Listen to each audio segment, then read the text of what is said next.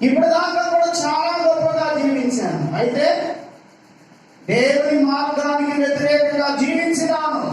దేవుని మార్గాన్ని చెడగొచ్చుట మానవా నువ్వు అన్నాడు ఆయన. దేవుని మార్గాన్ని చెడగొచ్చుట మానవా, అది పరిశుద్ధమైన వెలుగు సంబంధమైన మార్గం. అది ఆ మార్గానికి వ్యతిరేకంగా ప్రయాణింప చేస్తున్న జాగ్రత్త సమయం.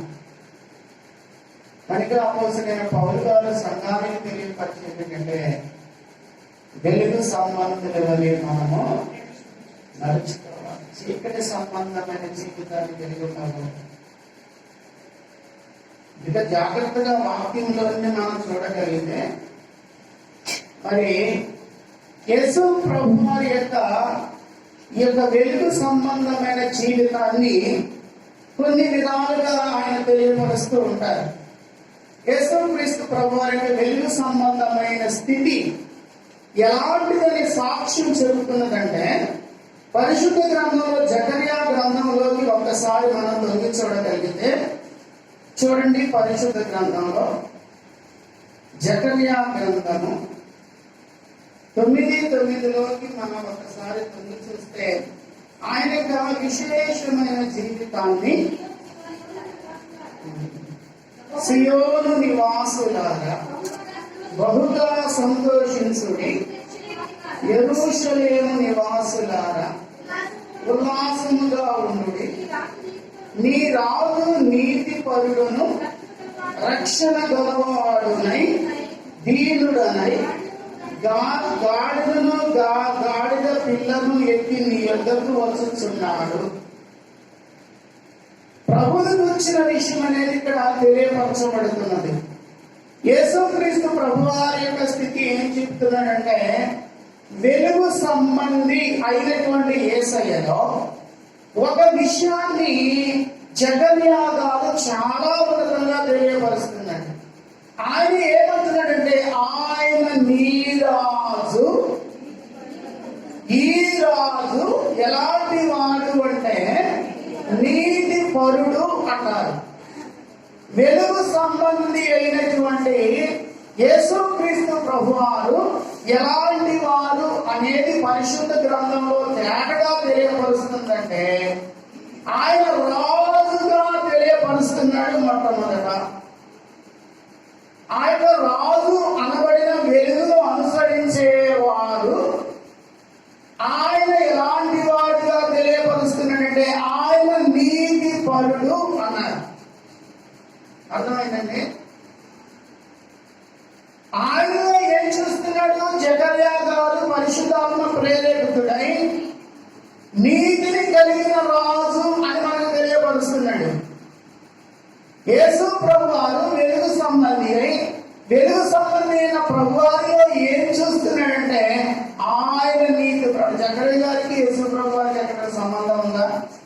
ఎలా చెప్పగలుగుతున్నాడు నీతి పరుడని? నన్ను మీరు చూశారండి, చూస్తున్నారు. ప్రస్తుతం నేను మంచి వాడినో చెడ్డవాడినో మీకు ఒక అవగాహన ఏర్పడుతుంది.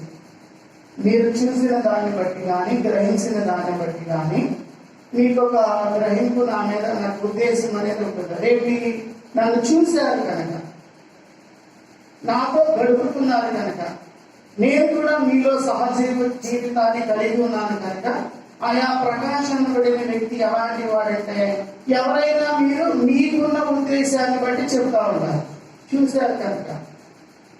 మరి జకర్యా గారు యేసయ్యను చూడలేదు. ఎక్కడ చూశాడు ఆయన? ఎలా చెబుతున్నాడు ఆయన?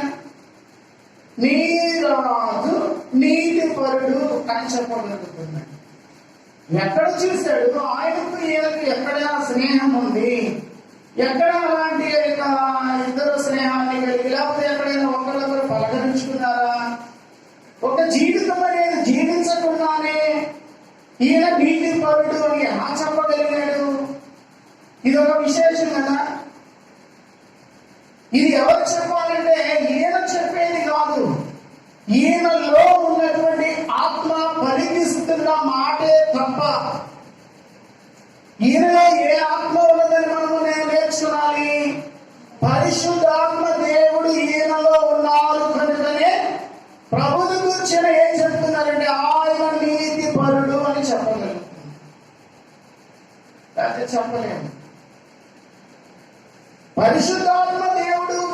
పౌలు గారిలో లేకపోతే ఇతనిలో కపటం ఉన్నది, ఈయనలో దుర్మార్గత ఉన్నదని ఎలా చెప్పాడు? ఇక్కడ కూడా జకరియా గారు దేవుని ఆత్మతో నింపబడిన వ్యక్తి అయి యేసు ప్రభువారిని గురించి ముందుగానే ప్రవచించిన ప్రవచనములో ఈయన నీతి పరుడు. ఎంత మంచి సాక్ష్యం అంటే యేసయ్యను గురించిన సాక్ష్యం. వెలుగులో నడుచుకంటే మనము ఇక నీతి కలిగిన వ్యక్తిగా మొట్టమొదట ఉండాలేమో కదా. ఆయన నీతి పరుడు కానీ వాక్యంలో రాయబడింది కదా. యేసయ్య నీతి పరుడు లేదా యేసయ్య వెలుగులో నడిపించబడాలి అని మన పౌలు గారు చెప్పిన మాటను బట్టి మనం నేర్చుకుంటున్నాం. ఈ వెలుగు అనబడిన నీతి,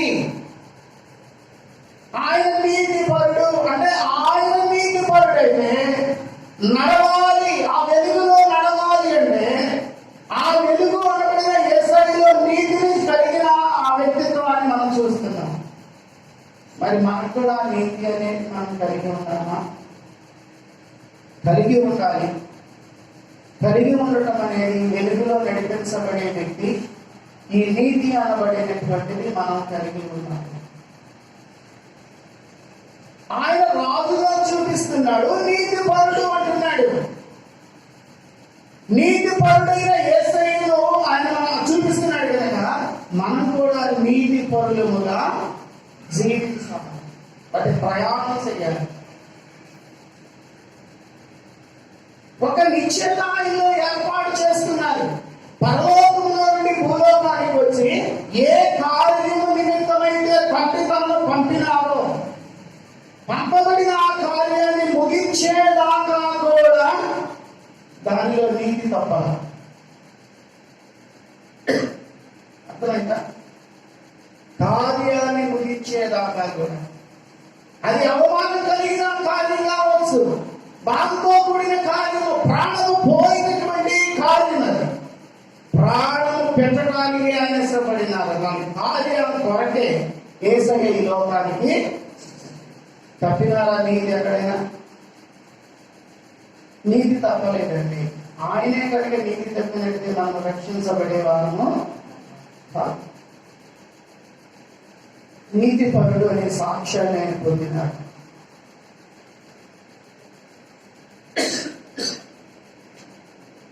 ధ్యాన సమయంలో మనం కూడా దేవుని కొరకు ఏర్పాటు చేయబడిన వారమని పోయిన వారంలో నేర్చుకున్నాం. పరిశుద్ధత కలిగిన వారమని మనం నేర్చుకున్నాం. ఏర్పాటు చేయబడిన వారమైనప్పుడు మన జీవితంలో ఎదురయ్యే అనుభవాలు ఏంటి? ప్రభువుకు ఎలాంటి అనుభవాలు ఎదురైనాయో, అవమానాలు, అపనిందలు, కష్టములు, శ్రమలు, బాధలు, శోధనలు, మరణంతో కూడినటువంటి ఇబ్బందికరమైన శ్రమలు యేసయ్యను కలిగినప్పుడు వాటినన్నిటిని కూడా భరించి జయించి తండ్రి రాజ్యంలోకి ఆయన చేరిన ఈయన నీతి పరుడు. ఎక్కడ నీతి తప్పలేదు. ఏ నీతి పరుడని చెప్పి తనను ప్రజలు గుర్తించగలగాలో, ఆ నీతిలో వారిని నడిపించాలో, నడవగలగాలో ఆయన ముందు నీతిలో నడిచినారు. నీతి ఎక్కడ తప్పలేదు. ఆయన ఇంకొక మాట కూడా అంటారు, నాలో ఏ పాపం అనేది కూడా కలిగి ఉండలేదు. ఏ పాపము లేనటువంటి జీవితం ఆయన. నాలో పాపం ఉన్నదని మీలో ఎవరైనా నేరారోపణ చేయగలరా? ఎక్కడైనా నీతి తప్పినట్లయితే పాపం చేసిన వాడని చెప్పగలుగుతాను ఎవరైనా. ఆయన అలాంటి మాట మాట్లాడుతున్నారు. అసలు మనం దాన్ని అసలు ఒకసారి పరిశీలన చేసుకోగలమా? ఆ నీతిమంతుల్ని కలిగిన వారమైన ఆ వెలుగులో ప్రయాణం చేయడానికి మనల్ని ఏర్పాటు చేసుకున్నారు, పిలిచినారు ప్రభువారు. మరి అలాంటి జీవితం అనేది, ఆయన లాంటి జీవితం అనేది మనం కలిగి ఉన్నామా? నాలో ఏ పాపం అనేది లేదని చెప్పగలిగే మంచి సాక్ష్యం అనేది మన జీవితంలో మనం కలిగి ఉన్నామా? ఏ పాపం అనేది లేనటువంటి జీవితం అంటే ఏది ఆ సాక్ష్యం మనలో? ఆ సాక్ష్యం కలిగి ఉండాలి. నీతిపరుడైన యేసు ప్రభువులో అలాంటి సాక్ష్యం ఉంది. ఆయన నీతిపరుడు. అవమానాలు భరించినారు, నిందలు భరించినారు, శ్రమలను వహించినారు, భరించారు. ఆయన మరణాన్ని కూడా ఆయన భరించారు, శిలువ మరణాన్ని భరించారు. మరి ఏదైనా నువ్వు ఈ నీతి అనబడినటువంటి వ్యక్తిత్వాన్ని కలిగి ఉండాలంటే వీటిని అన్నిటిని కూడా ఒకవేళ భరించవలసిన పరిస్థితులు వస్తాయి. భరించగలవా? ఒకవేళ అవమానమే రాగలుగుతుంది, అవమానాన్ని భరించావా? నింద అనేది నీ మీదకి వచ్చింది, దాన్ని భరించావా? శ్రమ అనేది నీతిమంతుడుగా ఉండటానికి శ్రమలనేవి నీకు కలిగినప్పుడు ఈ శ్రమలను నువ్వు భరించావా? భరించగలిగే మనసును ఏర్పాటు చేసుకున్నావా? కనుకనే ఆయన నీతిమంతుడు. నీతిమంతుడైన యేసయ్య అనబడిన వెలుగులో మనం ఏం చేయాలా? నడవాలంట. అందుకోసమే యెషయా ప్రవక్త గారు కూడా 2వ అధ్యాయంలోకి మనం తీసుకొని వెళుతూ అంటారు ఆయన,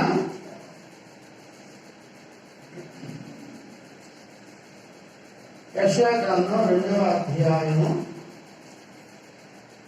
5వ వచనంలోకి మనం వెళుతున్నప్పుడు, యాకోబు వంశస్థులారా రండి, మనము యెహోవా వెలుగులో నడుచుకుందాము అంటారు. గమనించారా? యాకోబు వంశస్థులారా మనం ఏం చేయబడాలంట? రండి, మనము యెహోవా వెలుగులో నడుచుకుందాము. ఎలాంటి ఉన్నతమైన మాట! యాకోబు వంశస్థులారా అంటే ఏంటి? అక్కడ పోరాడి గెలిచిన జనాంగమా, ఏర్పాటు చేయబడిన జనాంగమా, వెలుగును అనుసరిస్తాము అని ఒక నిబంధన చేస్తున్న జనాంగమా, అలాంటి జనాంగంతో యెషయా గారు మాట్లాడుతున్నారు. అంటే తప్పిపోయినారనే ఎలాంటి జనాంగమే, పేరు ప్రఖ్యాతులు కలిగిన జనాంగమే. మరలను నడిపించేదేంటి? రండి అంటే ఆగిపోయినారా? సాగక ఆగిపోయినారా? ఆ చీకటిలోనే ఆగిపోయినారా? చీకటి జీవితాన్ని ప్రేమిస్తున్నారా? మరలా వారిని అక్కడ నుండి చీకటిలో నుండి వెలుగులోకి నడిపించడానికి తనదైన శైలిని అక్కడ ఉపయోగిస్తున్నాడు యెషయా గారు. రెండయ్యా, ఎందుకు చీకటిలో ఉంటారు? ఆ పాప జీవితంలో ఉంటారయ్యా. ఎందుకు ఐగుప్తులోనే ఉండాలి? క్షణ సంబంధమైన జీవితంలోనే ఎందుకు ఉండాలయ్యా? యాకోబు వంశస్థులారా రెండయ్యా, వెలుగులో నడవండి, నీతిలో నడవండియా, పరిశుద్ధతలో నడవండియా, ప్రభువులో నడవండియా అని ఆయన చక్కగా తెలియపరుస్తుంది. ఎలా నడవాలి? ఎలా నడుస్తున్నాం? ఈ రోజున ఎంతమంది పురుషులే కానీ, స్త్రీలే కానీ, యవనస్తులే కానీ నడుస్తున్నారు. ఎంత బాధేస్తున్నదో, ఎంత బాధేస్తున్నదో. ఎలా ప్రయాణం చేస్తున్నారు? నీ యొక్క గృహాలలోనే ఉన్నటువంటి ఆ యొక్క పురుషులు కదా, నీ గృహాలలోనే ఉన్నారు కదా. మన ప్రాంతంలో సమాజంలో లేదా పురుషులే గాని స్త్రీలే గాని ఎంతమంది మన యొక్క ప్రాంతంలో వారు ఎలా నడుస్తున్నారు? వారు చీకటిలోనే నడుస్తున్నారు తప్ప, పాపములోనే నడుస్తున్నారు తప్ప వెలుగులోకి నువ్వు నడిపించగలా. రండి, యెహోవా వెలుగులో చెప్తున్నారా? అంటే చెప్తున్నారా? అంటే ఎంత కష్టమండి ఇది పిలుపు. ఇశ్రాయేలీయులందరినీ కూడా ఒక్కరిని కాదు, ఇశ్రాయేలీయులందరినీ కూడా ఎక్కడికి నడిపించాలంట? యెహోవా వెలుగులో, యెహోవా వెలుగులో నడిపించగలగాలి. అర్థమైందా?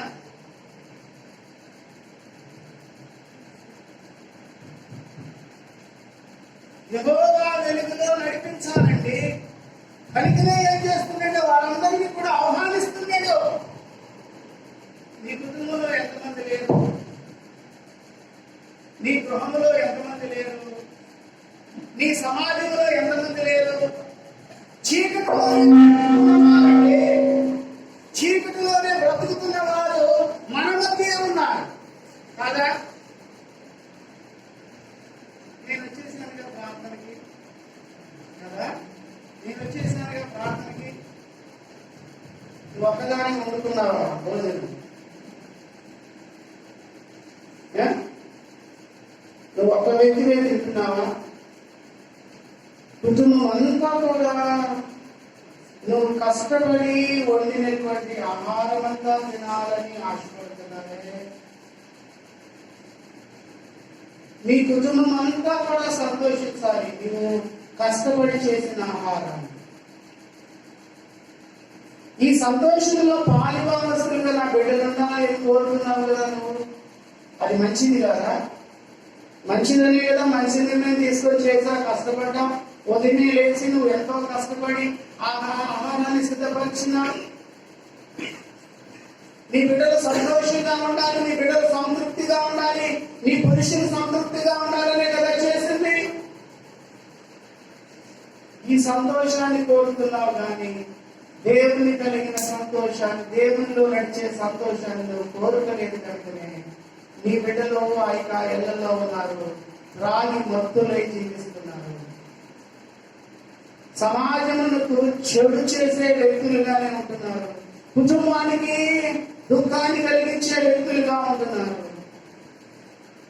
అపవాది చేత నడిపించబడుతున్నారే కానీ ఆత్మదేవుని యొక్క వెలుగులో నడిచేవారుగా వారు ఉండలేకపోతున్నారు. నీ బిడ్డలు ఎక్కడ పెట్టొచ్చావు? నీ పురుషుని ఎక్కడ పెట్టొచ్చావు? నీ స్త్రీలను ఎక్కడ పెట్టొచ్చావు? ఒక విషయాన్ని జ్ఞాపకం చేస్తాను. లోతు నీతి మంత్రులు వాక్యంలో రాయబడిన మాట కదా. లోతు నీతి కోరడు కదా, మరి కుటుంబం నీతితో కూడినదయ్యా కదా. మా నోటితో చెప్పండి. లోతు గురించి తెలుసా?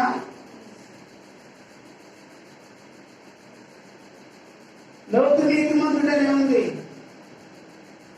లోతు కుటుంబం నీతిదేనా? భార్య నీతి కలిగి ఉందా? బిడ్డలు నీతి కలిగి ఉన్నారా?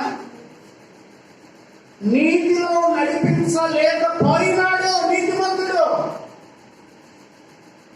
ఆయన నీతిమంతుడే, తన భార్య నీతిమంతురాలు లేదు, నడిపించలేకపోయినాడు. అక్కడ బలహీనుడైనాడేమో. బిడ్డలు ఇద్దరు స్త్రీలు యవనస్తులు, వారిని నడిపించలేకపోయినాడు. వారి వలన తన యొక్క ఆత్మీయ జీవితం అంతా అక్కడ ఏమైపోయింది? చెడ్డ పేరు వచ్చిందండి. లోతుకు మన కుటుంబానికి రానా? మన నీతిమంతులు వచ్చాం, మందిరానికి వచ్చాం. నీ పురుషుడేది, స్త్రీ ఏది, బిడ్డలేది, యవనస్తులేది, ఎక్కడున్నారు? బాధ్యత ఎవరిది? రండి అని ఆయన అంటలేదా? ఒక్క వ్యక్తిని అంటున్నాడా? యాకోబు వంశస్థులారా అంటే అర్థమేంటి? ఇశ్రాయేలీయులైనటువంటి అందరిని గురించి ఆయన చెబుతున్నాడు. వాళ్ళందరినీ కూడా రమ్మంటున్నాడు. మన యెహోవా వెలుగులో నడవాలి, ఆ చీకటిలో కాదు. చీకటి జీవితాన్ని కాదు నడిచేది, వెలుగులో నడవాలి. మనం క్షేమముగా ఉండాలంటే, బలముగా ఉండాలంటే, సంతోషంగా ఉండాలంటే దేవుని దగ్గర వెలుగులో మనం నడవాలయ్యా, నడిపించాలయ్యా. పిలుస్తున్నావా? వాళ్ళతో పాటుగా పోట్లాడటానికి రెండు కాళ్ళు వేసుకొని పరిగెత్తుతావు, పోట్లాడటానికి ప్రయత్నం చేస్తావే కానీ వారిని దేవుని సన్నిధికి నడిపించలేదు నువ్వు. అప్పుడు నేను చాలా నీతిమంతురాలను, నీతిమంతులను అనుకున్నావా? నీ కుటుంబం వలన నువ్వు నష్టపోతున్నావు, జాగ్రత్త వస్తున్నా. దేవుడు నిన్ను ప్రశ్నిస్తాడేమో.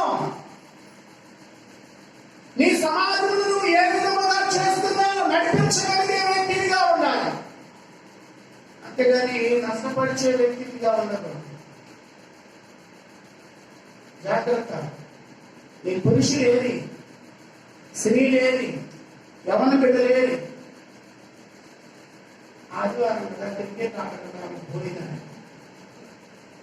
క్రికెట్ అంట ఆడటానికి ఆదివారం అంతా కూడా వాళ్ళు కష్టపడి బాగా సొమ్ములు తీసుకొచ్చి మీకు అప్పగిస్తే ఆ డబ్బులు జాగ్రత్తగా మీకు జాగ్రత్తగా దాచేశారు.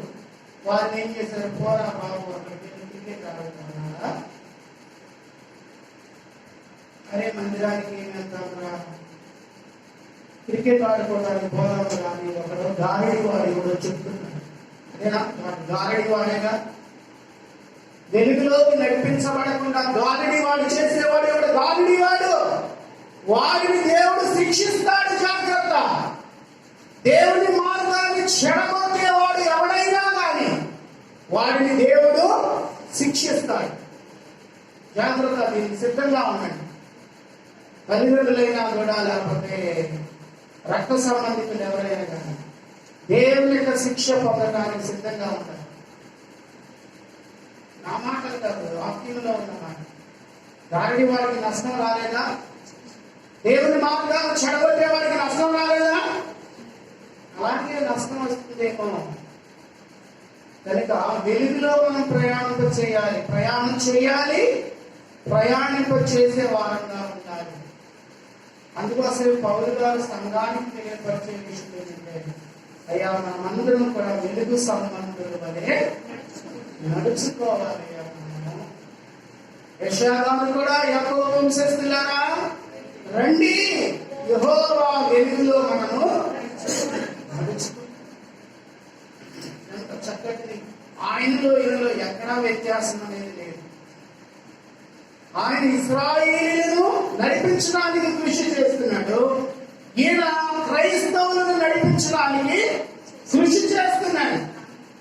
మనం అందరం కూడా మాటలను బట్టి ఏం చేయబడాలి, వెలుగులో నడవాలి. వెలుగులో మనం అందరం కూడా నడిపించబడగలగాలి.